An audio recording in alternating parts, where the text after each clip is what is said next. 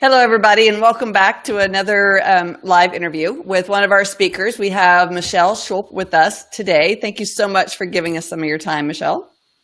Of course, I'm excited. And I'm going to, as you know, I'm going to real quickly go over to the Freelance Conference page on Facebook and share it out to my personal page. So if you're on already and can do that with me. I will be right back. It just takes a second. There it is. And I just do a share now public, keep it super quick. There it is on my timeline. And now we are back to us. So what I like to do, Michelle, is start out with something a little bit personal, although in your case, I think it's going to be kind of both personal and private, personal and business oriented. And we were actually just kind of talking about it. And I was curious about, I see you do a lot of work with WordPress camps, not just the one that's in your own city, which I know is coming up this weekend, but ones around the whole freaking country for that matter. So what gets you so pumped and about being a part of that WordPress community? Honestly, after going to my first WordCamp in 2011, where I didn't know a single person and I barely talked to anybody, but there was still this electricity in the air where it was just this really dynamic place, and I knew I had to get involved more. So after that, I decided to start volunteering and speaking, and it really opened up a lot of doors for me professionally and personally. I've gotten a lot of work, obviously, from speaking and volunteering and organizing at these events, but I've also met some of my best friends. And it's true that you end up knowing people all over the country, and it's just amazing to be able to connect with all these people from different backgrounds. I know. I love watching on Facebook because, you post, hey, I'm going to be here, and just a whole slew of people, coffee and cake and cupcakes or whatever, it's like, and there's always a picture of, something really cool that you ate, and it's fun, to yeah. So what has been your favorite WordCamp? Are you allowed to say, or does that alienate? Oh my gosh. Well, see, the problem is that it's really hard to classify them because each one has a unique flavor. Right. So the reason that a really big WordCamp like WordCamp US is cool is entirely different from the reason that a very small WordCamp is cool. So I've had very different experiences at all of them. But I have to say, I do have obviously a soft spot for my home WordCamp, which is WordCamp Minneapolis, St. Paul, which is next weekend, and I'm in charge of it. So been thinking about that a lot lately. I bet. Yeah. Well, then double thanks for giving us some of your time right now, because I can only imagine, a week away from the conference. You know what it's like. Yeah. A week away from the conference, someone asked me to do an interview. I'd be like going, I don't think so. So what is it you do because you're still a freelancer right now, and building that business and basically just rocking it. So what is it you do?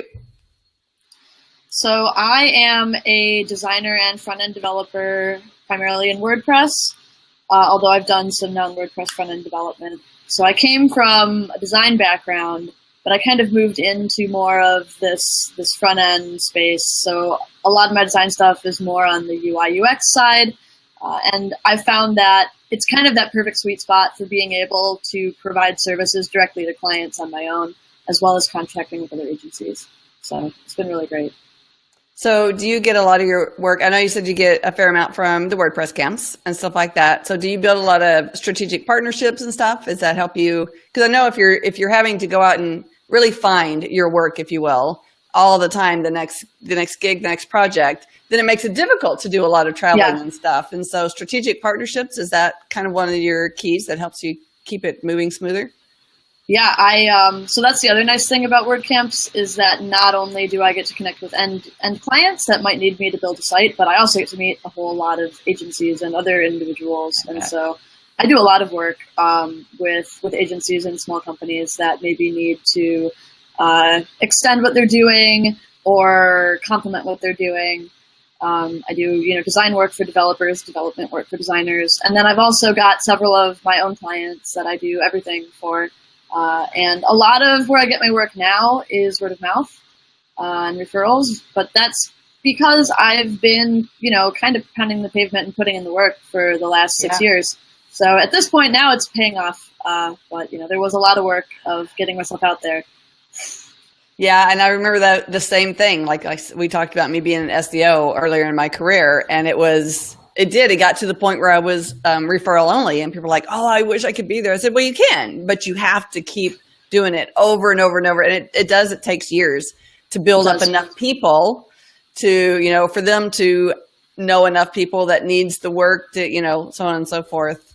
And and I did almost the exact same thing you've done. We didn't really have WordCamp so much back in my day, but but we did still have, conferences and stuff like that to go speak at. And there's always ways to do it. And if you don't want to be a speaker, there's even ways that you can go and just be parts of conversations and show that you know what you're doing and build relationships and do it that way as well.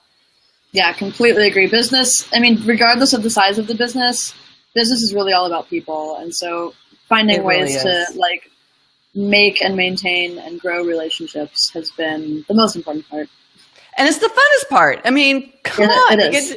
You get to have friends, you get to have camaraderie and get out of the vacuum and all the other fun stuff that comes with knowing people from all over the country. What's going on maybe even the world, but in my case, it was mostly across the country. And, what's going on over there? It's like, what? A festival? Really? And just added to my whole entire life. So, yeah. Yeah, very much so. Awesome. So what's the big cool thing to do in Minneapolis, St. Paul? Because I've only sat on the tarmac. Okay, so in the summertime, fun fact, Minneapolis, St. Paul area is actually the most bikeable region in the country. Really? There's tons of paths and, roadways and everything. So yeah, there's a lot of biking here. Obviously, land of 10,000 lakes, so there's a million lakes. So what's really cool about Minneapolis is kind of this marriage between nature and urban. So I live downtown, so I get to just walk outside and be in the middle of it all. But I can literally go, 5 miles away and be at a lake. So it's really awesome. That sounds awesome. How about are the winters? I mean, I see some of your pictures. I see snow. If you're from the Midwest, you understand what the winter is like here. Okay. It's pretty much the same like if you live in Michigan or Wisconsin or Illinois. You pretty much know what it's like here in southern Minnesota. Northern Minnesota, I can't speak to. I'm sure that's different. But again, I live downtown, and the cool thing too is that all the buildings here have skyways that connect all of them. Okay. So if you're downtown, you don't even have to go outside to go anywhere. So they know that they live in a cold climate. Yeah. All right. That's pretty cool. So when does spring kind of start there? Pretty late. I mean, it kind of starts in early April, but April's really inconsistent. So by May, we're pretty solid but April could be anywhere from 30 to 80. So yeah. Yeah. Yeah, I'll probably stick in Austin then. Yeah, that's why I like to come to Austin. So. Well, our original intent, of course, was to have this in February. So, to get people out of the cold and give them a fun place to come. But it just didn't work out that way this year. So here we are in September. And that'll be great.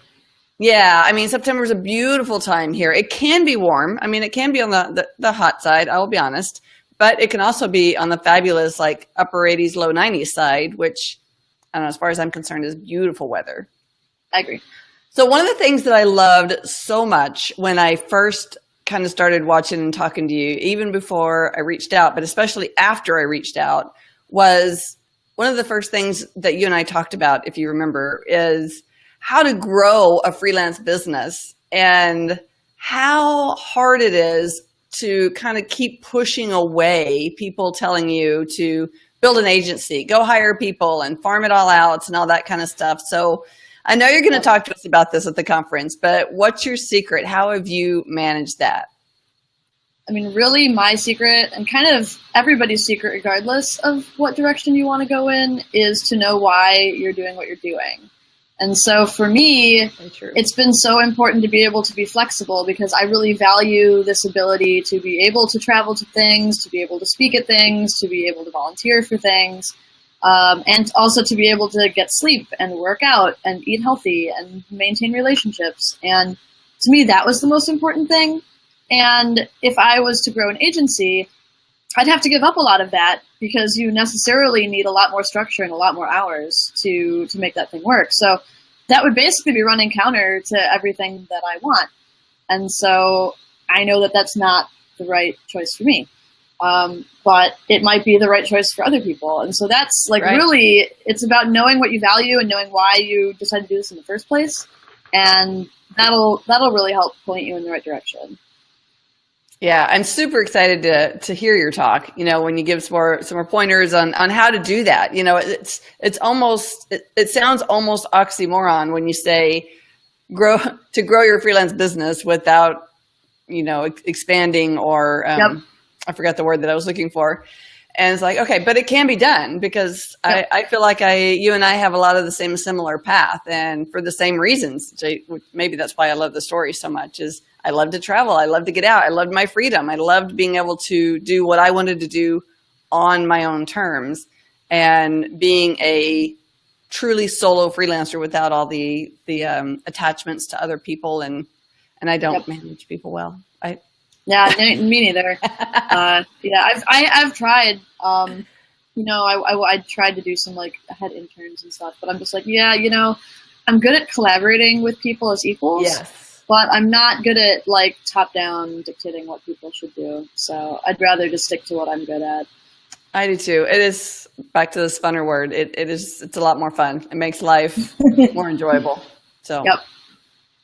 So is there anything you would like to tell everybody or anybody before we cut it off and call it a day?